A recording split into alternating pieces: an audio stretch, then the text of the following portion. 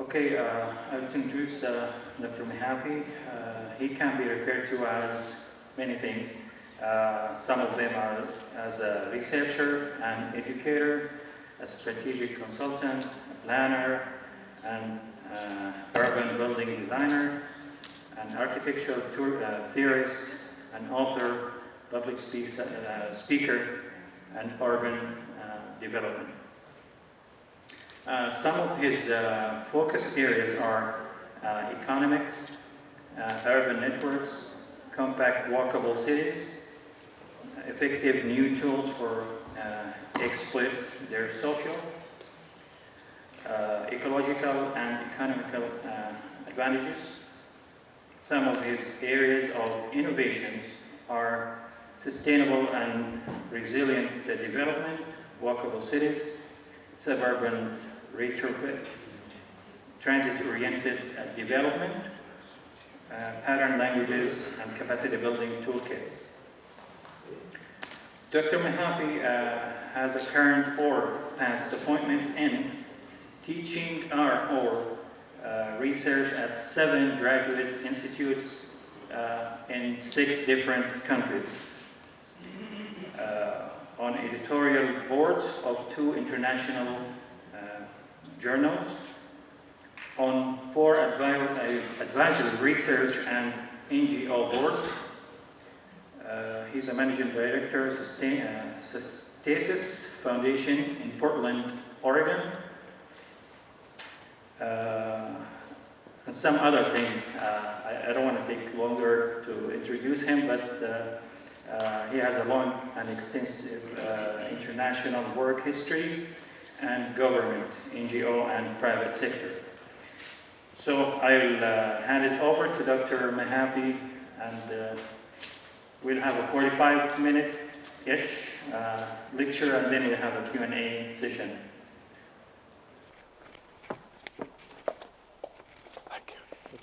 Okay. Thank you very much, everyone, and good morning. So yes, I wear a lot of hats, as you can tell, and I'm delighted to be here. One of the things I'm doing is actually doing a little consulting on the ASEER development, which is part of the Vision 2030 process.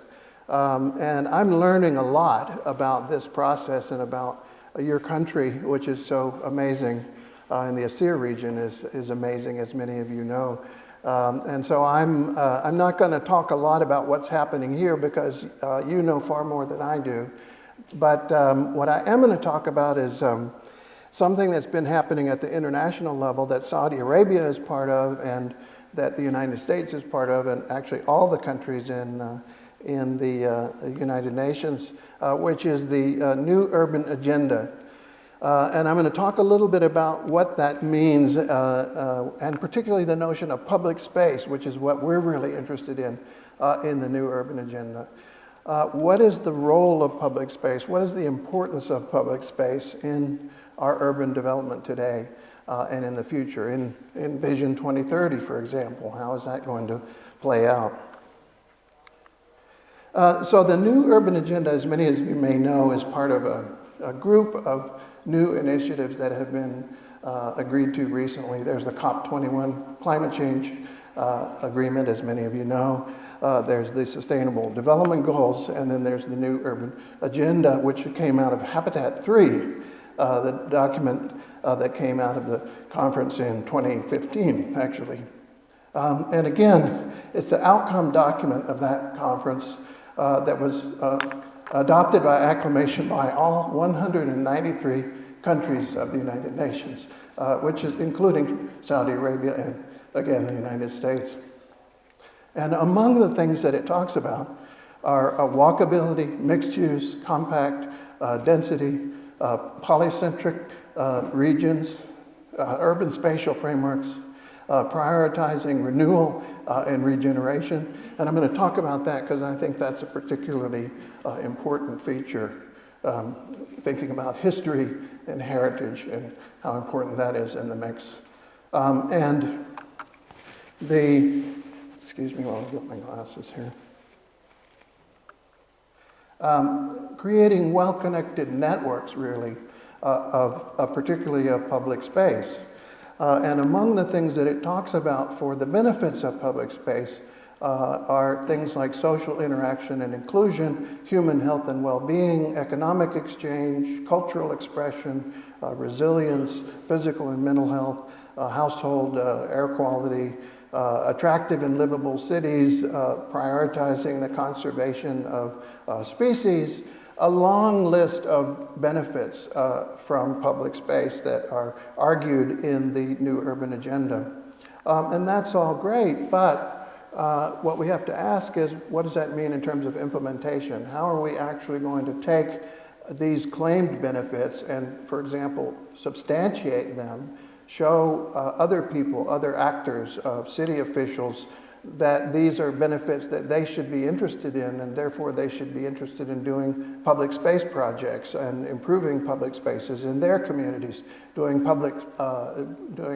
placemaking, for example, and other similar projects. So that's something that I'm very interested in these days, and our center in Stockholm is very interested in. And the center evolved a 4-year period from a conference series that brought together about 1,500 people, researchers, professionals, government leaders, activists, many different countries from around the world, and again focused on public space and the importance of public space as this kind of connective framework for creating better quality cities, more human-centered cities.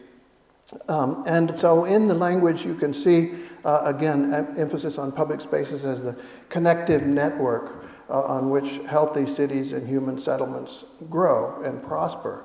And that was something that we took into the New Urban Agenda language out of that conference series. But again, the next question is, how do you implement that? And so taking that language that was brought into the New Urban Agenda about the importance of these networks of public space, this interconnected framework of walkable and sociable places, good quality human environments. So we created a new center based at KTH University in Stockholm that's looking at how to actually implement the New Urban Agenda, and using especially the research information, the knowledge from what we know from the literature and from new research that's coming in about the benefits of public space and the strategies and mechanisms that we need to use to improve it. Oh, we've lost the screen, haven't we? So I didn't notice how many you might not have seen. I hope not too many. But anyway, so one of the things we're doing is gathering up some of the research that's been done on public spaces and what makes them work, what benefits they have, what is needed to create good quality public spaces, and so on. And there's a lot of research on public spaces in many different fields. Unfortunately, it is in many different fields. It's sort of scattered around. And so what we've been trying to do is gather it up and make it available to implementers. And hopefully some of you might be interested in access to that. You can take, for example, a research paper to a mayor, and instead of the mayor saying, yes, but you claim that doing this project will be beneficial, but where's the evidence? And you can say, here is actually the evidence in the research. And translating that into not just looking at the papers, but into synthesis documents like white papers that summarize some of those benefits, economic, social, health, environmental, and so on and so forth. And using collaborative tools to share information. This is one of our colleagues in University College London, Matthew Carmona, creating a wiki to share some of this information. And we're also working, I was talking to someone earlier about a new wiki project we're using to share patterns, design patterns for creating good quality places. So we need more evidence-based policy and practice. We need knowledge sharing platforms. We need better design models, and I'm going to talk a little more about that. We need better economic tools to fund these projects and to keep the funding going strategically. We need better regulations, standards, laws, codes, and so on. And above all, the first thing we need is a better understanding of the kind of problem we're actually dealing with when we're dealing with public spaces and when we're dealing with cities. And so the next part of my talk, I want to back up a little bit, and I want to talk about what we're learning about cities, especially in this era, which is so dynamic, an era of unprecedented rapid urbanization around the world, and lots of challenges coming from that, lots of new insights coming very helpfully, which I'll talk about. So we might ask, are cities the problem? Because we know that the footprint of cities is certainly a problem in terms of resource depletion and so on. Or are they in some sense the solution? Do they bring together a lot of the things that we need to have in solving our challenges for the future? More efficient, compactness, more creativity, and so on. And one thing I want to point out is that cities are not just about big mega cities. A lot of the attention today is on the big mega cities, but I think we need to recognize that most urban residents do not and will not live in the big mega cities that are in the news, and even fewer live in the actual cores of those cities. So there are lots of people living in suburbs, there are lots of people living in medium-sized and small towns all over the world, and that will continue to be the case in spite of the rapid urbanization that's going on. So I want to be clear when I use the word cities that I'm not just talking about these big mega cities. However, we are seeing unprecedented rapid urbanization. Density is going down. Sprawl, in other words, fragmented urban development, often auto-dependent and often dysfunctional in other ways, is going up. I can show you a number of examples. Here's Beijing over a 10-year period. And we are actually on track to produce more urban fabric in the next 40 years than we have in all of human history, which is a staggering realization and a staggering challenge. And here's another example. This is Las Vegas from 1972 to 2010. There it is in 72, and there it is in 2010. And here's Lake Mead, which is its water supply going down over the same period. So there's a rapid depletion of resources that's coming also with this rapid urbanization because of the nature of the urbanization, the high consumption of resources like water and other resources as well. And so this is going on right around the world. There's some good news in it, certainly good news for vulnerable populations, for children, for women, opportunities, but also many alarming aspects, as I was saying, the functional segregation, the resource inefficiency, and the various dysfunctions that are coming from that. And a big part of that is the so-called market rate development that's often auto-dependent, often segregated, gated communities and so on, privatized spaces, and increasingly lacks good quality public space, especially for the young, the elderly, vulnerable populations, and so on. And this is going on right around the world in South Africa, South America, China, India, Eastern Europe, and of course your country and my country as well. I don't have to tell you. And at the same time, rapid growth of slums around the world, which are interesting places in many ways. They have a remarkable capacity to create opportunities, create innovation and resource efficiency, but they're obviously unsafe, unsanitary, poorly connected, and they're essentially inhumane in that sense. So we in the wealthy economies need to recognize how important it is to overcome these challenges, these poverties, and at the same time, ask ourselves, is our model of urbanization actually providing all of what cities can? Is it providing life opportunities, human development, sustainable growth, quality of life, and so on? And here's where I want to dive a little deeper, if you don't mind getting a little bit academic, asking what is the science telling us about this? And there is an evolving field that's an interdisciplinary field known as the science of cities. So again, I'm not sure which ones you missed, but just to reiterate, I think we need to be clear whether our model of urbanization is really providing all of what cities can provide in terms of life opportunities, in terms of human development, sustainable growth, and quality of life for all, especially for vulnerable populations. And here's where I want to dive a little deeper into what the science is telling us, and this evolving field known as the science of cities, an interdisciplinary field that's relying upon insights from a number of different fields. And I want to talk about that and hopefully not glaze too many eyeballs in doing so, but I think it helps us to understand the nature of our challenges today.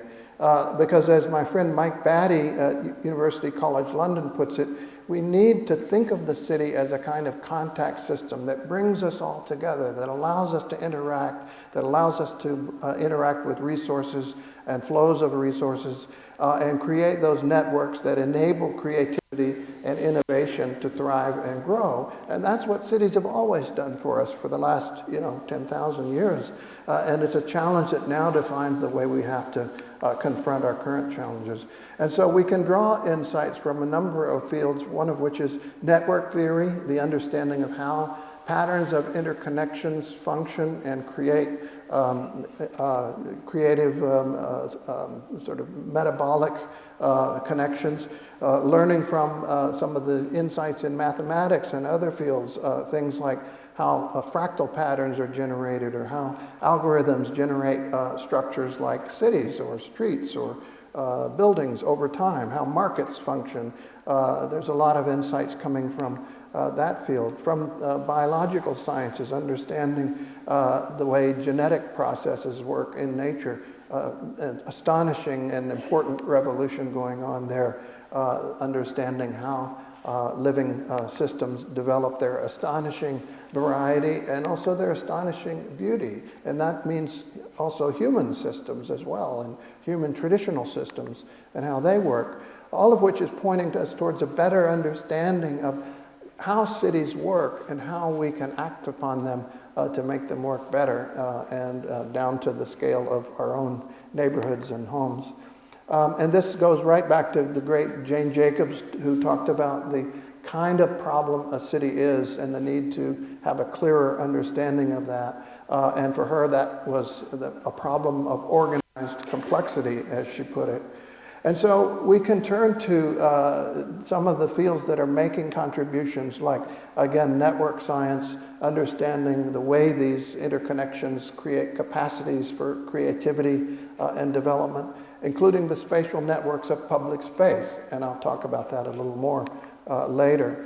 From anthropology and sociology, how people interact in public spaces, also in different cultures, because it's very different in Saudi Arabia than it is in New York City, for example, which is where these pictures are taken, and how the different parts of the spaces work, the edges and the centers and so on, and how people interact and move.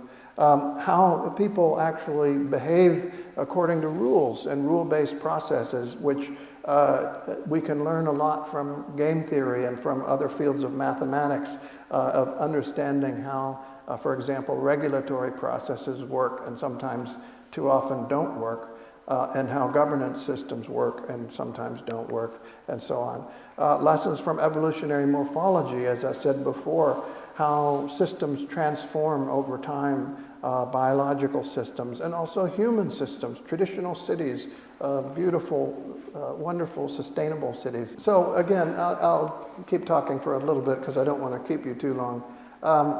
I think these lessons are giving us a sense of what public space systems actually need, what kinds of attributes we are looking for in public space systems, and where we have been making mistakes in creating the public spaces that we've been making over the last generation or so.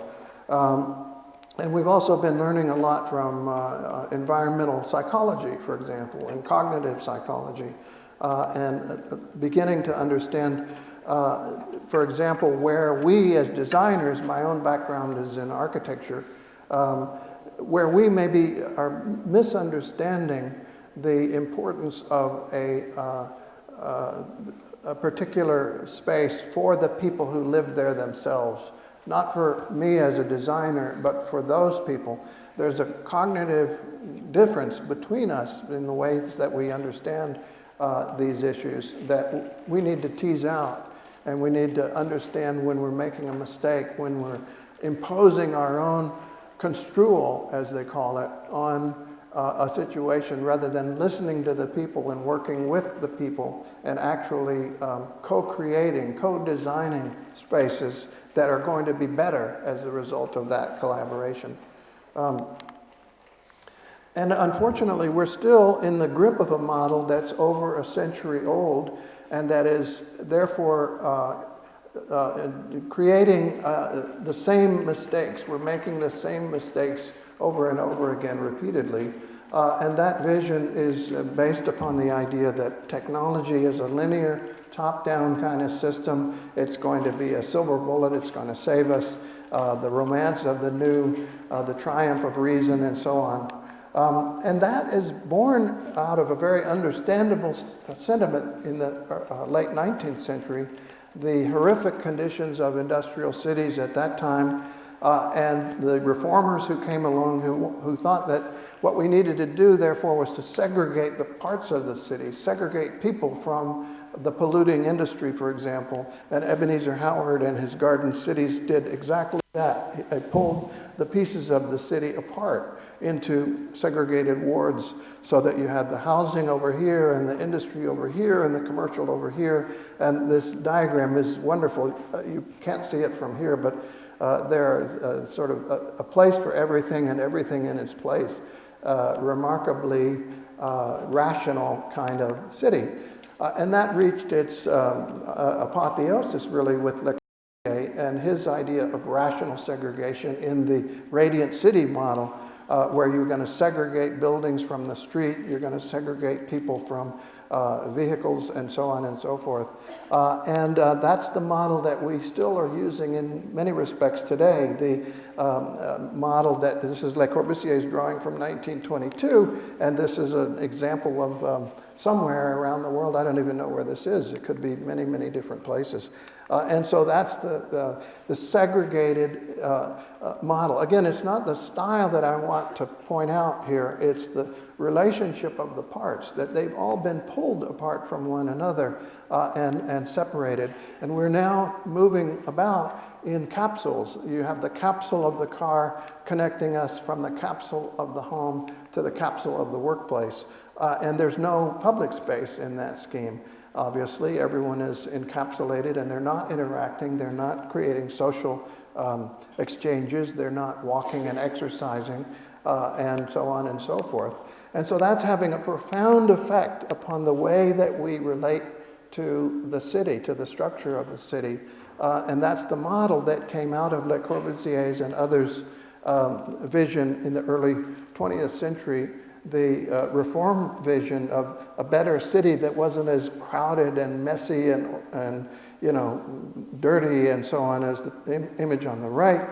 It would be much cleaner and more pristine, and everyone would, you know, have their own car and go to their own building and so on and so forth.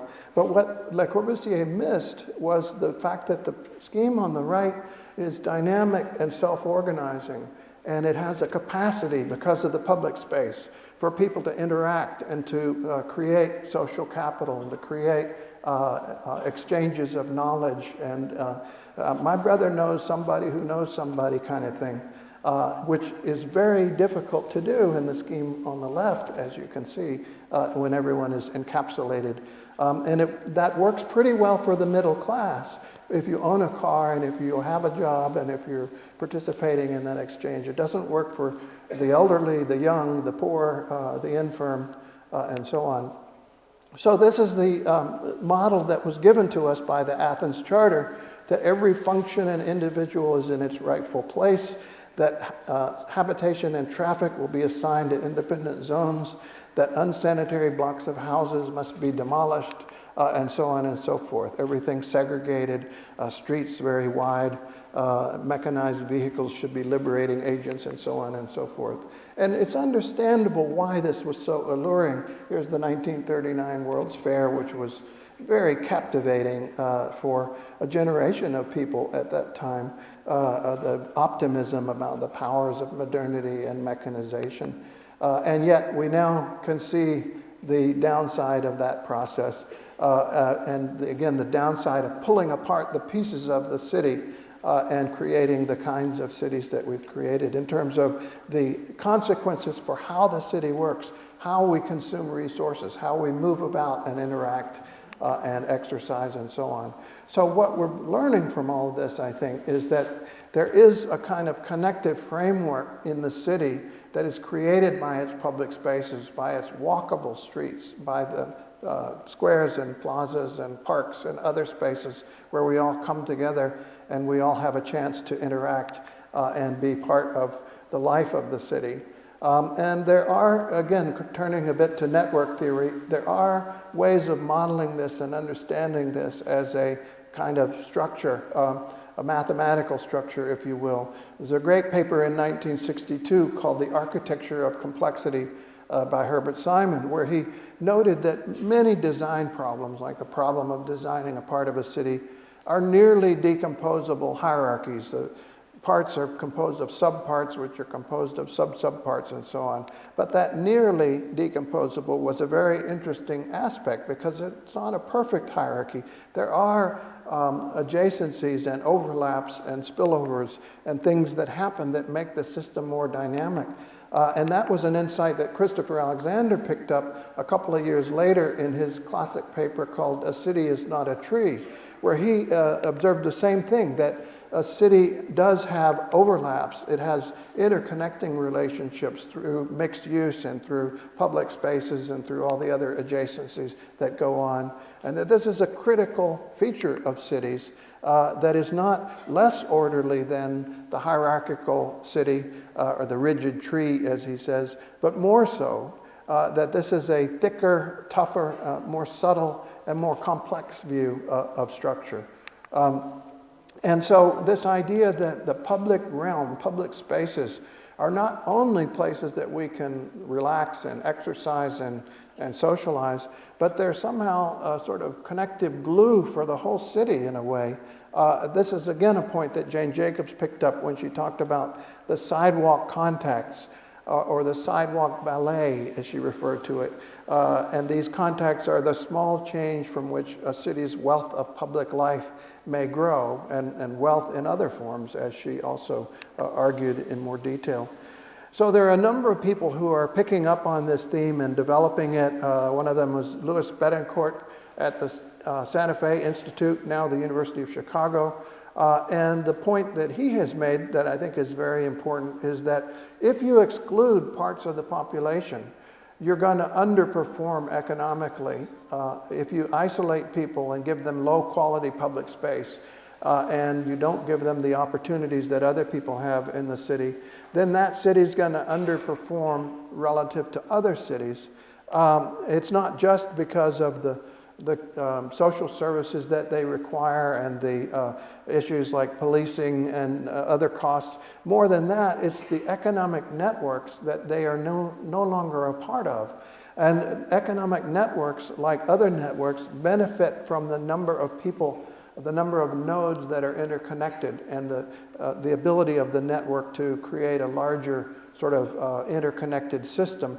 And that's something known in network science as Metcalfe's law. The more people you have, the more nodes you have connected, the more capacity the network actually has. And that's true for a city.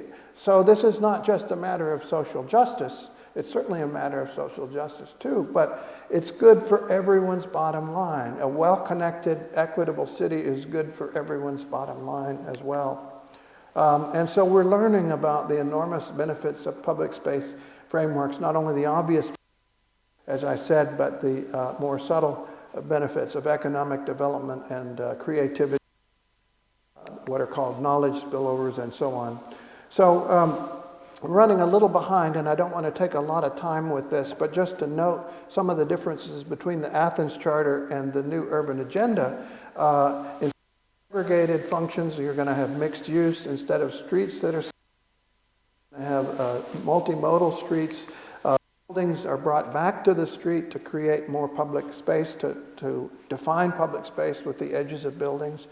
Historic structures are not demolished. both tangible and intangible heritage is conserved and built upon. This is the genius of tradition that we want to tap into. We don't want to exclude it arbitrarily. The city is not just a creation of specialists, it's a co-creation of everybody to a certain degree, and that gives it more power. The city is not just a static work of art or engineering. It's a dynamic system, a complex system that has to be continually engaged and that's what the urban agenda argues. And here's something from Le Corbusier that is quite astonishing, I think. One of their articles says that not only styles of the past, but any kind of DNA of traditional design must not be used because this has harmful consequences. Never has a return to the past been recorded. Never has man returned.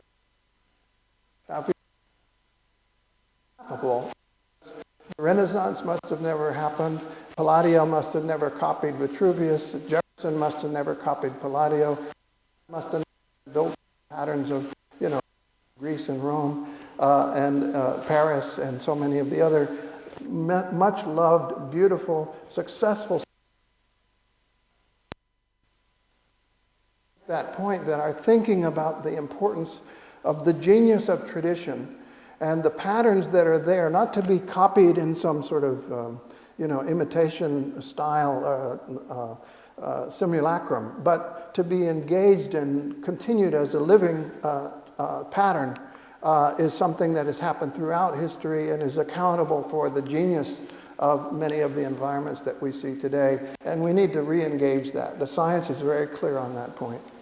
And as I said before, we can see also that the street network for economic spillovers and development, the interconnectivity of the city is very important as a kind of continuously interconnected network. Unfortunately, we've been fragmenting cities with our street systems, and that comes from actually a rural model of street development that was transplanted into cities and created the more sort of tree-like systems that we've created over the years.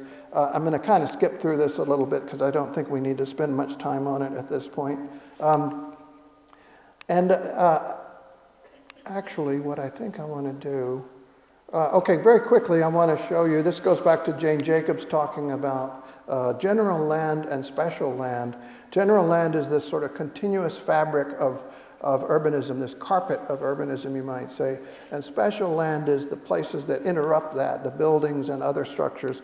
And what she said is you really need a balance of those two. You need a continuous fabric, and you shouldn't cut it apart with freeways or with parks or with rivers or with any structure, because what you're going to do is create isolated patches that are no longer viable. And so what we as urban designers need to think about is how to avoid creating what you call border vacuums, which is these boundary obstacles that become very unsuccessful places, unconnected places, just as the capillaries of a tree or of a leaf get eaten out by a caterpillar, let's say, and then you get dieback in a much larger area because the capillaries are all interrupted. The same thing happens in a city. If you know the space syntax methodology, that's essentially what they're doing, is modeling that phenomenon, modeling how you lose connectivity and then you lose vitality as a result of that. So we're thinking about how to make cities more dynamic, more vital. We're thinking about how to reverse this model of the mid-20th century, the shopping mall surrounded by a huge field of parking. Incidentally, this was a model by Victor Gruen, and his effort was to recreate the European village, believe it or not. Clearly a problem. Trying to reconnect the super campuses and super blocks and so on and so forth.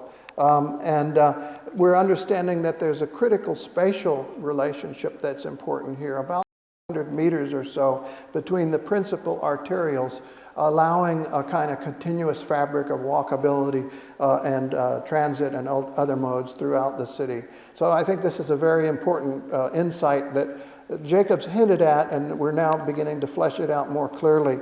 So I want to leave a little bit of time for questions, so what I'm going to do is jump ahead just a moment. to the sort of concluding set of slides here.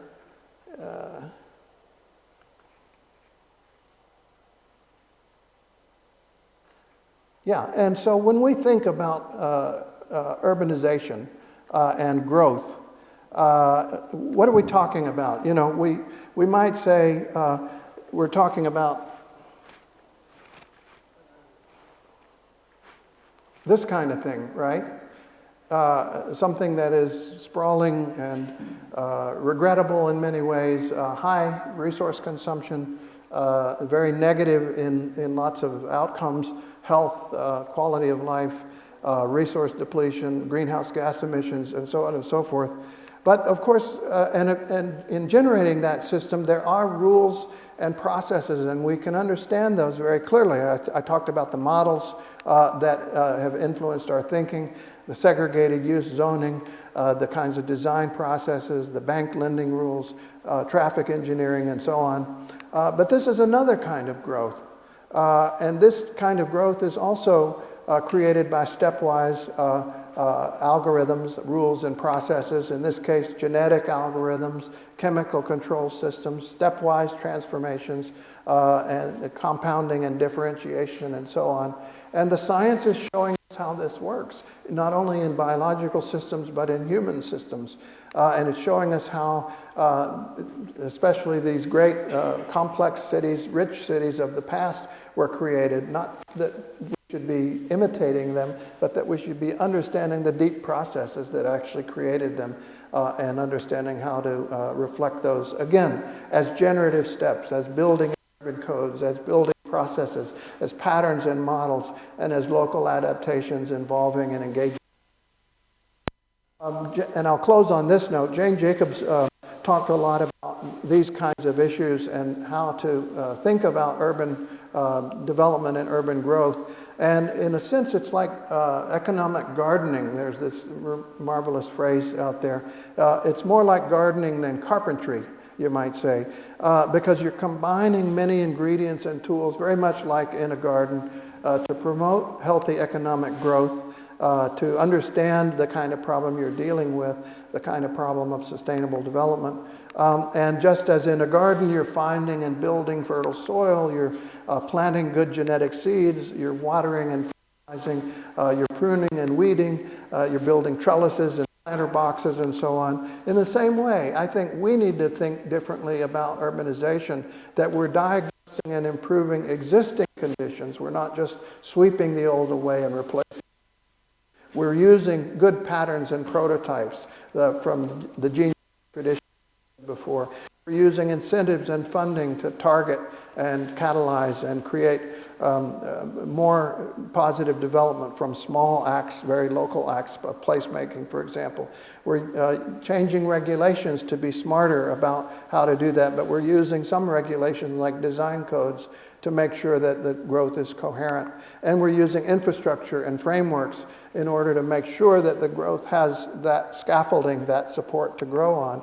And using all of those things in tools and toolkits that we can bring together and share with one another and share in a kind of peer-to-peer format. And that's certainly what we're very interested in doing, bringing these shareable tools and strategies together, the codes, the financial strategies, the land strategies, the governance strategies, tactical strategies, tactical urbanism, placemaking, and so on and so forth. And so we're very interested also in talking to many of you and continuing this collaboration and developing this exciting work further. Thank you.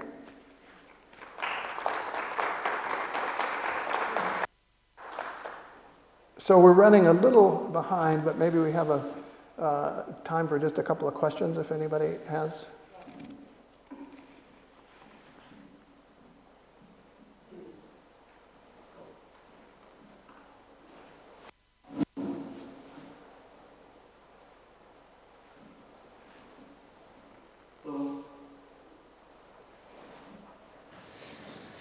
Hi, I'm Dr. I just would like to thank you about, this great, probably very academic and historical, presentation, which will probably set the stage for our way of thinking about public places in the future. My personal opinion and the way I see things developing, the IT technologies, smart cities, security issues, online shopping, online delivery. I see cities like our city and most cities in the world, in the state and other like shopping centers closing. People are not, there are not a lot of need for a lot of areas. There's a lot of vacant places, and for rent, whatever. I think there is a change in the design of the whole cities, which would require the change in the use of public spaces. The use of security cameras, the design of public spaces nowadays have to take care of how these cameras can zoom in for security, whatever. The aging population in most countries in the world, in Korea, in Japan, and in Saudi in the future, we need spaces for elderly, for children, safety issues. There are lots of things that I think we have to start thinking about. Where are we going with all these smart cities? Public place, people want to meet, probably they will meet online now. No WhatsApp, whatever, maybe there will be virtual reality thing. So I think with this, changing technology, that we probably have to think about how the design of public spaces, even cities, is going to, probably we're going to, there are a lot of things that will change, a lot of restaurant places that people want to go for a public space, for a restaurant, probably they will not be encouraged anymore, probably things will change. So those are like issues in my mind that I think that we have to rethink the shaping of public spaces.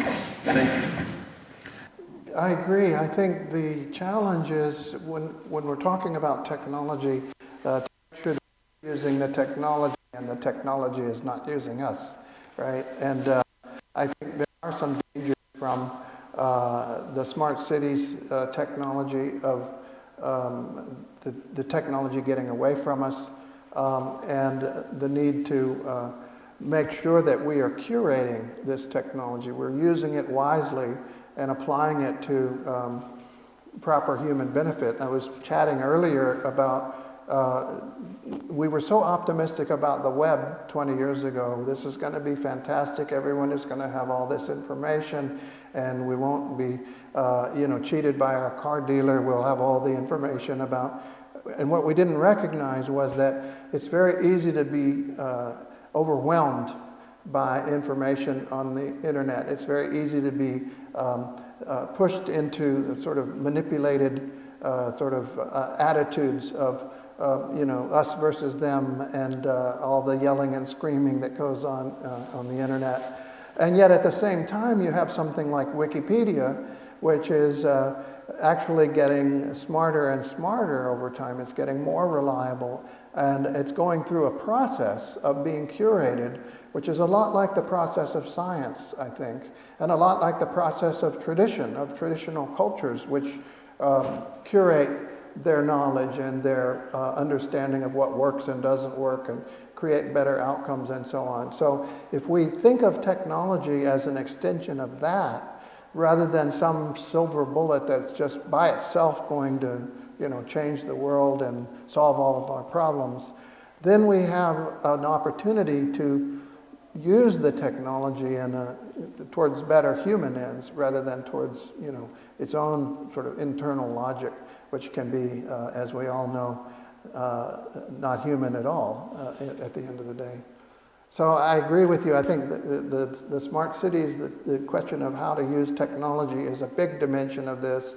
There's so many other things you mentioned, the aging in many countries, the aging populations, the need to deal with good quality public spaces for them, the problem of loneliness that's growing in many cities, many countries, people being increasingly isolated in urban environments, all of which highlights the importance of public space and the importance of technologies like design technologies, like the wiki technology applied to design, and we're doing some interesting work on that, as I briefly mentioned, and patterns and pattern languages and so on. That's hopeful to me. That's very hopeful.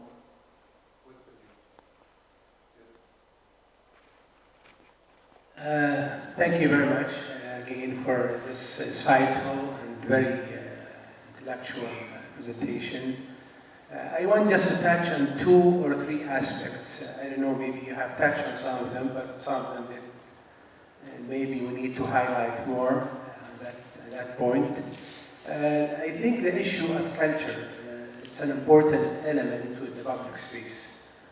It differs from country to country and from environment to environment. And I think in the Western culture, where people, they adapt with the early age to use public space to interact, to socialize, and all the elements that you have mentioned in the presentation. I think that make the generation adopting and livable in this environment. What we are facing in our urban environment and in our public spaces, for instance, in Saudi Arabia and some countries in the region, that people are not adopted, they are more inward than they are outward. And this is part of the culture that they grow in. And I think you need to develop some, you have mentioned some toolkits maybe that can facilitate or to encourage people to go outdoor, to interact, to sit, and I think the other side of the issue that you need to develop also the urban environment itself. Before, we don't have really an attention or paying importance to public space, but lately there is some interest and they develop some public space, but there is an issue of connectivity. You develop public space, but they are not connected. As you have mentioned in the early development of some countries that you have shown with the highways and the new infrastructure that they have segregated neighborhoods from each other. And this is some of the challenges we have now. We have that public spaces are not really connected with each other. So if you want to go for like a walk or to socialize or whatever, you find yourself, you have to use the car. You cannot just continue walking all the pavements, all the roads, and intersections, and so on.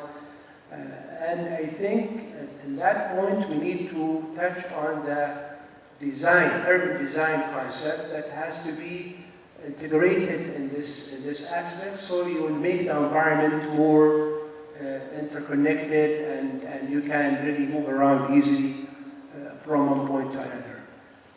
Thank you very much again. I think you touch on some of these aspects. I just thought to highlight them and reflect on our own local, I don't know how much you are familiar with our local environment, but I think these are some of the challenges we have here, and we have to really deal with to make public spaces, as you have mentioned, inclusive, sociable, livable, and all the UN Habitat Agenda 216 promoting or at least advocating for that. Thank you very much. Thank you. Yeah, a couple of things you mentioned that are really important. Of course, every context is different, and it's very important to be locally focused. The old saying goes to think globally and act locally and look locally at what the local context is. But the models, unfortunately, are global. They're, as I said, from the early 20th century, and the idea that we should just get rid of the street. Le Corbusier, the architect that I mentioned earlier, famously said, "We must kill the street." And the street was the structure that connected all of those places. So here in Bologna, for example, you see this arterial structure that allows the mobility, that has quite good mobility. And my hometown of Portland, Oregon, I could show you too. Actually, I'll jump ahead here. That's my hometown of Portland, Oregon. And you see the same kind of pattern of very walkable streets, major boulevards that have good walkability, and they're part of that public space system. So that's how the connectivity is maintained. And there are cars in this system. It's not that, you know, you should get rid of cars. It's that you should tame the car. You should put the car in its place along with the other elements and not you know, pull the city apart because you're only relying upon automobiles for everybody to get around. And so the other point I wanted to make about the design is that you can create a pattern like this pattern here in Portland of roughly a 400-meter major arterial, but a walkable arterial that you can get across, and you can get from any point in that grid to a walkable boulevard that also has transit. And then you can very easily get to another public space that's, you know, a park or a square or whatever. But the streets themselves are public spaces, which is very important. And so you have this kind of continuous carpet. And yes, you can drive if you want to drive, but you may not want to, especially if the congestion is high and, you know, it's a beautiful walk and so on and so forth. And by the way, Portland has a very sort of rectilinear grid, but that isn't necessarily the case, as this illustration shows that 400-meter pattern, block pattern, that is quite rectilinear at the top, but as you go further down, you can see it's become much more sort of informal and more picturesque, if you will.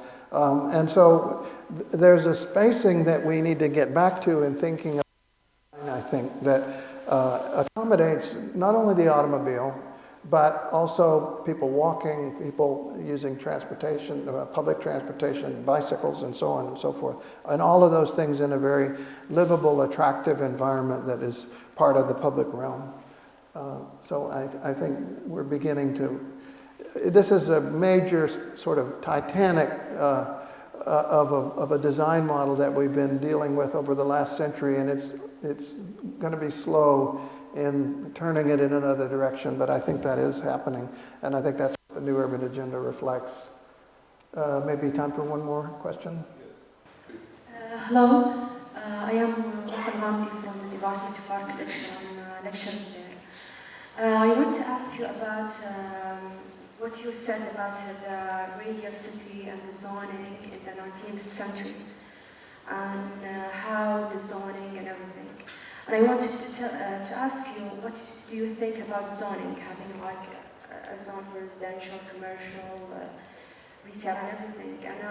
And to me, having a place like, living like a turtle, that you, in the same place that you work, there's nearby you live, nearby you can spend time with your friends, and everything like close to each other.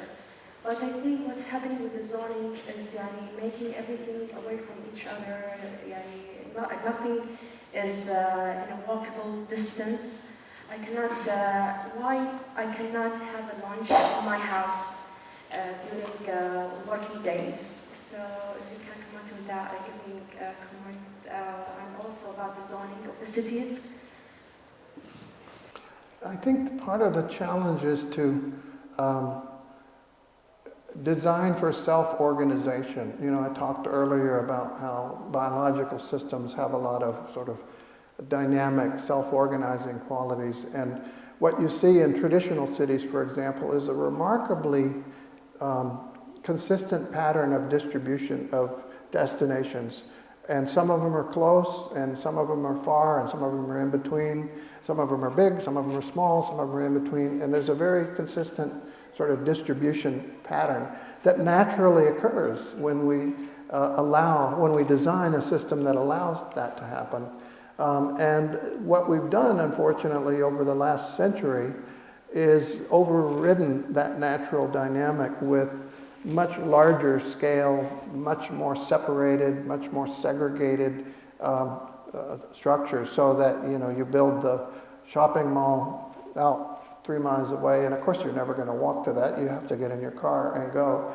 So I think if we, and this is again going to take a while to really make the transformation, the ultimate transformation, but we can start now in many ways.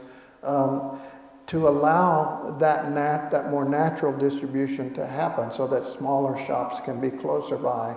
There's a famous walk to a quart of milk kind of idea, that you can walk less than 400 meters to get to a small store where you can get a quart of milk. So you don't need to drive, but you could drive if you want to, but why would you want to? You know, give people choice, and the choice is a more rational choice because the environment rewards the rational choice.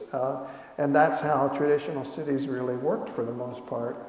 There was a kind of a discipline in the structure of the city and in the way that the city responded to people's needs. And again, as it responded to those needs, it began to self-organize into these remarkably consistent patterns. And that's the amazing thing that the sciences are showing us today. So I think one of the big revolutions for us as designers is to really think differently about what design is. Again, it's not carpentry, it's gardening. It's creating the structures that will allow the growth that we want, and creating those kinds of adjacencies and walkable structures and so on. So how are we doing on time? Do we have time for one more, or should we? One more. Thank you for your beautiful lecture. From my experience in housing and urban development, I found there is a great relation between the percentage of urban spaces and the densities. Most people who suffer of bad urban spaces, or what we call it open spaces, in the sector of low income, where you find there is very high density, small percentage of dwelling spaces,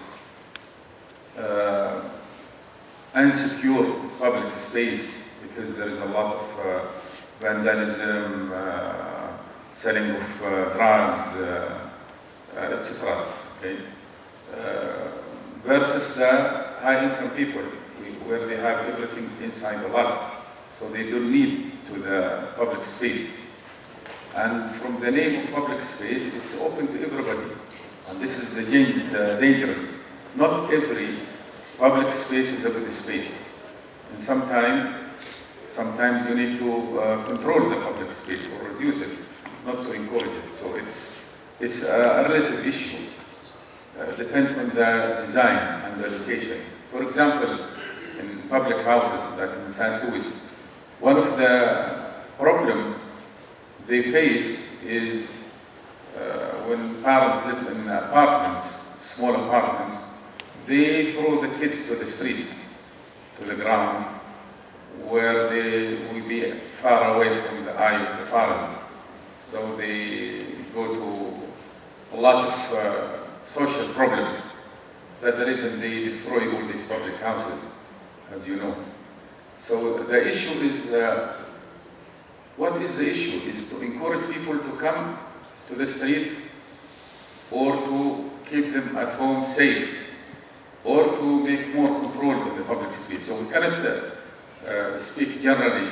We say like public space in the new urban agenda. What is that? Is it, are we going to invite people to come here?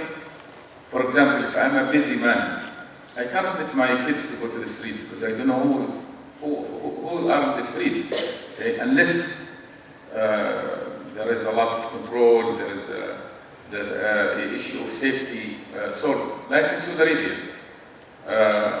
in all the quarter I live or my friend lives, they don't allow their children to go out because they're scared that they will be kidnapped or they be in an accident with cars or whatever. So actually, we have to be very careful when we talk about public space. Maybe we will, if we can divide the public spaces to more semi-private spaces, okay, and to define the public spaces in an area to make it more controllable, either by devices just to propagate, and we said just we do a lot of public space. There is public space. For example, in the planning regulation in Riyadh, we have 40% designed for public space, street and garden like this, but it's not useful. So actually, it related to the density and the quality of the designer, how the urban designer use these spaces. And then you can call people to come. But what we are watching now, there's a movement calling people to go to outside. But it is very dangerous, especially for ladies. I saw in many places around the world, women cannot go alone at night and come alone because the spaces are not safe for them to come from the metro to the house, during going to their work in the morning and like this. So we have to be very careful of talking about the public space, how we design it and how we call people to come to these places. Thank you very much. Thank you. So there's a whole section of my talk that I didn't get to, which is what you were referring to, which is that public space is not one big undifferentiated thing. There are many different zones within public space that are semi-private and many other private spaces that are adjacent to public spaces. The point, however, that we've come to accept the idea that public space isn't important, that it's okay to privatize the city and to everybody be in their cars and be in the shopping malls and so on and so forth, and that public space is too dangerous. And this becomes a self-fulfilling prophecy. It becomes a spiral, because the fewer people you have in public space, the more dangerous it becomes. So I think the first thing we have to do, and then beyond that we have to get to the other things you were saying, but the first thing we have to do is to recognize that the city has a framework of public spaces, and that includes the streets, and it includes all the spaces where people move. And the more people will use those, the safer they will be. And that's a point that Jane Jacobs made. So I take your point. We do have to think about not just public space, but I think the first thing we have to do is change our models. And the model that, as I talked about from the 20th century, which essentially treats public space as a kind of pleasant walk down a pathway rather than a space of interaction and social capital. So thank you. Okay. We have one more short comment, please. Thank you very much for this great lecture, which emphasizes all the conceptions we are instilling in our students who are joining our urban design and urban regeneration projects. And I particularly thank you for the conclusion mentioning gardening, because as I understand it, you are trying to emphasize the micro and how important it is to be balanced with the macro approaches in dealing with urbanism and urban problems. And this drives me to what Saudi Arabia now is trying to do, is trying to move away from urban sprawl and go to new urbanism, which is old urbanism in the historic Arab cities. Now one of the major problems that are being faced is dealing with city centers and dealing with, I wouldn't call them urban slums per se, but upgrading urban centers and all the problems that come with it. If we draw examples from other historic cities or other cities in Europe, when historic centers brought much gentrification, which is also not appreciated in this context. And this links very well with your conclusion in regards to the micro treatment to this urban ill, which is focusing on socio-economic interventions, activating streets with active fronts, active facilities, in addition to the physical regeneration of it. My question is that what are the main lessons learned from your work on this particular problem in cities and historic cities? On the scale, the small scale, the need to integrate small And scale to dealing, large scale. yeah, and dealing with the urban slums areas. Yeah, I think the part of the problem that the other gentleman alluded to is that you have to work on multiple fronts at the same time. You can't just say, oh, if we only do public space, then we're done, our problem is solved. Well, first of all, what do you mean by public space? It's not just one thing, but it's a system, and it's got a lot of elements, and the city is a system with, you know, many, many elements. And so we have to work at the small scale as well as at the large scale. I'll give you one personal example of a project I worked on recently where we have a light rail line in Portland, Oregon, and there's a new development built around that, a new urban center. And part of that was to build a place for elderly people to be right next to the light rail so that they could have access and be able to move around. And so one of the things I pushed for and made happen and was very happy to see happen was a community garden there. And so go back to your point about literally the garden. So one of the most gratifying moments to me was to see how people are using that space and working at the very small scale and at the same time using the very large scale of the light rail system and the transportation system and the medium scales of being able to walk to a store and, you know, a park and the other things that are within that same area. So I think, although it's very challenging, I think we have to work at multiple scales and understand how the scales are linked, because our previous approach has been very much about working only at the large scale and then sort of handing off and letting others deal with it.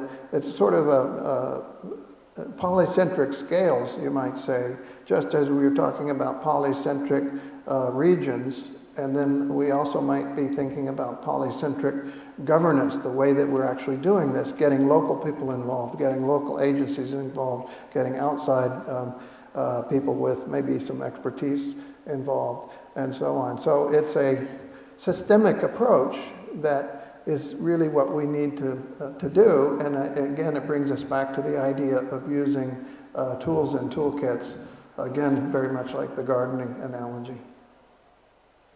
Thank you. Okay, thank you for the audience. We have to close now. I'd like to thank Dr. Michael and